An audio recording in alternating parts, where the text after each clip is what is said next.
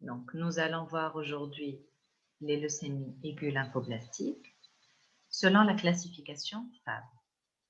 Donc, on a la LAL1, la LAL2 et la LAL3, ou maintenant appelée lymphome de Burkitt,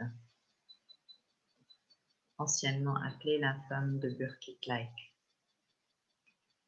Donc, concernant la leucémie aiguë lymphoblastique type 1, donc il s'agit donc d'un envahissement blastique qui est supérieur ou égal à 20% dans le sang et ou dans la moelle.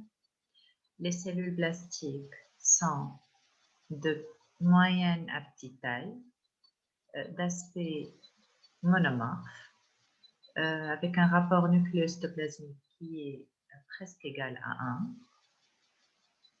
Donc la chromatine, elle est assez fine, parfois nucléolée, et le cytoplasme qui se présente sous forme de liseré, il est moyennement basophile.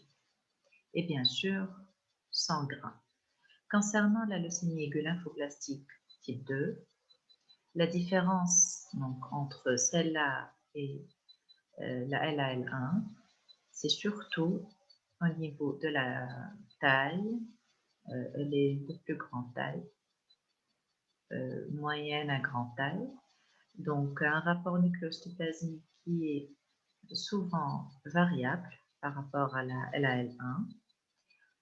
Donc, la chromatine, elle est assez fine, mais donc ici, le rapport N sur C, il est un peu plus bas que pour la LAL1. En plus, le contour nucléaire au niveau de la LAL2, il est souvent plus irrégulier que pour la LAL1. Également, il y a plus de nucléoles, il y a au moins un nucléole, au niveau des blastes de la LAL2. Voilà, et le cytoplasme est moyennement basophile sans grain. Concernant donc, le lymphome de Burkitt, il s'agit donc de cellules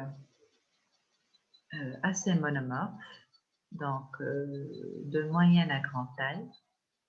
Donc, ces cellules-là présentent une chromatine qui est assez fine, un rapport nucléostoplasmique qui est souvent élevé. Le cytoplasme, il est intensément basophile.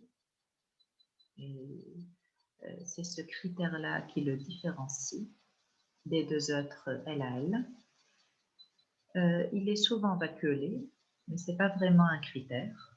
Donc, on peut trouver des vacuoles au niveau du cytoplasme de la LAL2, mais c'est surtout la basophilie intense du cytoplasme qui permet de caractériser ce lymphome de Burkitt. D'accord?